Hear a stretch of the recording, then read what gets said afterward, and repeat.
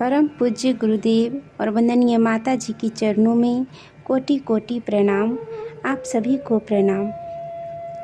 पुस्तक गायत्री के प्रत्यक्ष चमत्कार, जिनके लेखक हैं पूज्य गुरुदेव पंडित श्री राम शर्मा आचार्य।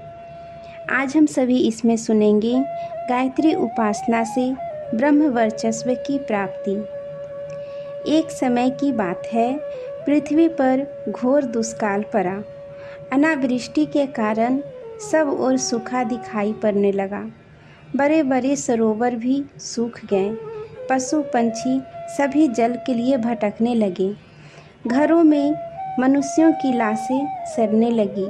नीचे से पृथ्वी का रस सूखा और ऊपर से सूर्य का ताप इतना बढ़ा कि अग्नि वर्षा सी होने लगी। यह बात सभी जानते थे कि महर्षि गौतम की तप शक्ति बहुत बढ़ी चढ़ी थी। गौतम गायत्री के उपासक थे। सर्वत्र घोर दुर्भिक्ष होते हुए भी उनके आश्रम की भूमि सुरक्षित थी। वहाँ पर जल और अन्न की कोई कमी नहीं थी। इस स्थिति में बहुत से ब्राह्मण एकत्र होकर महर्षि के आश्रम पर पहुँचे और कुशल प्रश्न के अनंतर उन्होंने अपना कष्ट कह सुनाया। महर्षि ने उन्हें हर प्रकार सांत्वना दी और उनसे वहीं रहने का अनुरोध किया। तदंतर महर्षि ने भगवती गायत्री से प्रार्थना की, अम्बे, मैं तुम्हें बारंबार नमस्कार करता हूँ। तुम प्राणियों की विपत्तियों को दूर करने में समर्थ हो। इस घोर दुर्भिक्ष के समय भी मैं प्राणियों की सेवा कर सकूं, ऐसा बल दो। जगजननी, तुम ही इस घोर संकट से उद्धार करने वाली हो। माता गायत्री ने कहा, महर्षि, मैं तुम्हें अक्षय पात्र देती हूँ। कल्प वृक्ष के समान यह पात्र तुम्हारी इच्छित वस्तुओं से सदा पूर्ण रहेगा। वही हुआ। अक्षय पात्र के द्वारा अन्न, वस्त्र, आभूषण, धन, धान्य सभी के ढेर लग गए। ब्राह्मणों की पत्नियां श्रेष्ठ वस्त्रालंकारों में देवांगनाओं जैसी लगने लगी। महर्षि जब जिस वस्तु की इच्छा करते, तभी उस वस्तु को अक्षय पात्र पूर्ण कर देता। उस समय वह आश्रम चारों ओर 100 योजन बढ़ गया था और वहाँ की शोभा इंद्रपुरी से भी बढ़ी चढ़ी हो गई। उस समय गौतम नगरी में यज्ञादि श्रेष्ठ कर्म विधिवत होते थे। देवगण भी यज्ञ भाग पाते हुए प्रसन्न थे। गौतम का यश सर्वत्र छा गया था। देवराज इंद्र ने भी अपनी सभा में इनकी अत्यंत प्रशंसा की। भगवती गायत्री के अनुग्रह से 12 वर्षों तक परिवारों का भरण पोषण करते रहे। महर्षि गौतम की प्रशंसा सर्वत्र फैल गई। उन्होंने प्राणी मात्र के कल्याण की जो प्रार्थना भगवती गायत्री से की थी, उसके फलस्वरूप जल वृष्टि और धन्य धान्य आदि की उत्पत्ति होने लगी। सूर्य का ताप अपनी विकरालता छोड़कर पूर्वमान पर आ गया। इससे उत्पन्न हुए उत्कर्ष को कुछ ईर्ष्यालु व्यक्ति सहन न कर सके। उन्होंने माया की एक गौ निर्मित की, जिसकी देह जीर्ण शीर्ण थी। उनकी प्रेरणा से वह गौ महर्षि के आश्रम के सामने जाकर मर गई। तब उन दुष्टों ने उसकी हत्या का आरोप महर्षि पर लगाने की चेष्टा की। महर्षि को इस कार्य से अत्यंत क्षोभ हुआ। वे नेत्र मूंदकर समाधि में लीन हो गए। तब उन्हें इस चाल का पता लग गया। समाधि भंग होने पर महर्षि ने उन्हें श्राप दिया, मूर्खों, तुम अपने कर्म का फल भोगो और वेदादि कर्म से विमुख हो अधोगति प्राप्त करो। श्राप के कारण उन ईर्ष्यालु व्यक्तियों का सभी ज्ञान लुप्त हो गया था। उन्होंने जो कुछ अध्ययन आदि किया था उस सबको भी भूल गए। उनका सम्मान नष्ट हो गया, समाज में उनकी प्रतिष्ठा न रही, मनुष्य उनसे घृणा करने लगे। अब उन्हें अपने दुष्कर्म पर पश्चाताप होने लगा। वे उस स्थिति से मुक्त होने का उपाय सोचने लगे।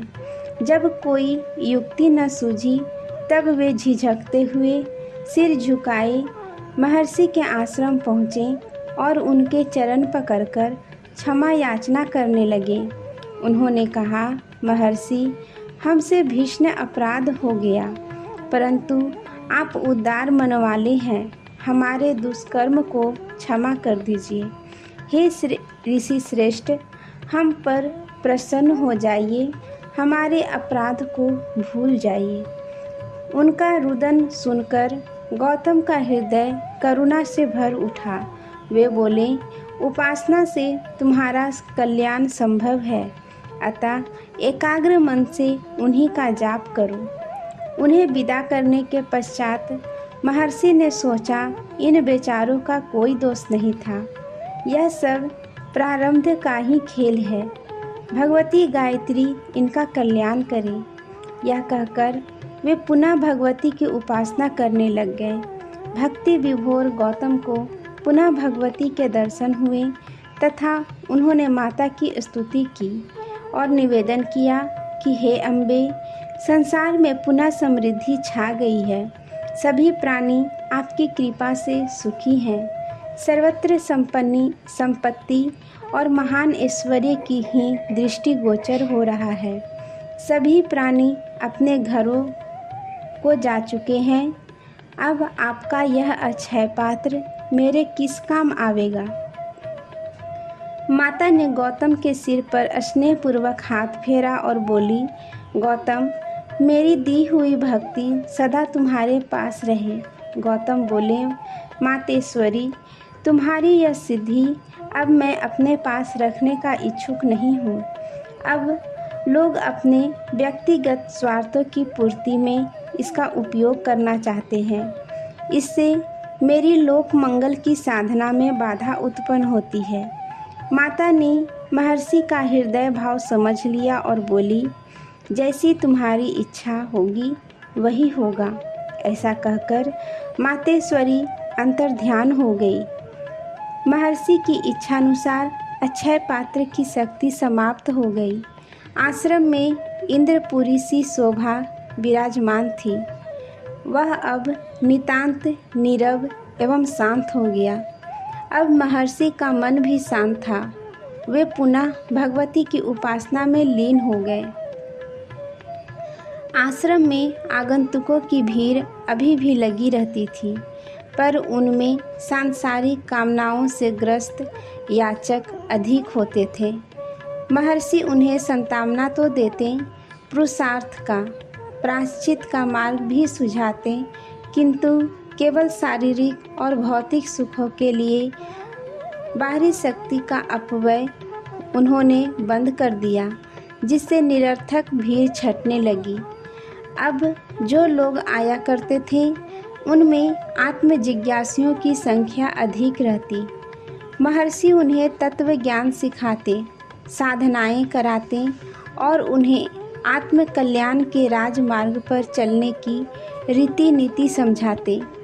इस ब्रह्म विद्या के प्रभाव से धीरे धीरे संपूर्ण प्रदेश में स्वयंमेव दैन्य दारिद्र्य मिटता चला गया और सुख शांति की निर्झरनी प्रवाहित हो उठी। भगवती गायत्री की उपासना और उनकी कृपा पाकर देश निहाल हो गया। साथ ही महर्षि गौतम की तप साधना भी सार्थक हो गई। आज के लिए तक आप सभी को धन्यवाद। जय माँ गायत्री।